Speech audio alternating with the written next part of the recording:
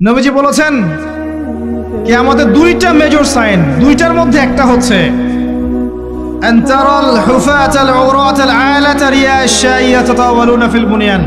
যখন সমাজের দরিদ্র শ্রেণীর মানুষেরা, যাদের পায়ে স্যান্ডেল ছিল না, গায়ে কাপড় ছিল না, এরা উঁচু উঁচু বিল্ডিং নির্মাণের প্রতিযোগিতা করতে থাকবে, ফান্তাজিরিস সাআহ, তখন কিয়ামতের অপেক্ষা করতে থাকবে।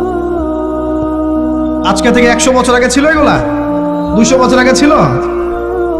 সুবহানাল্লাহ। আর কোন সাইনের জন্য অপেক্ষা করছেন? তিনি বলেছেন শেষ জামানায় women will dressed but still they will be naked।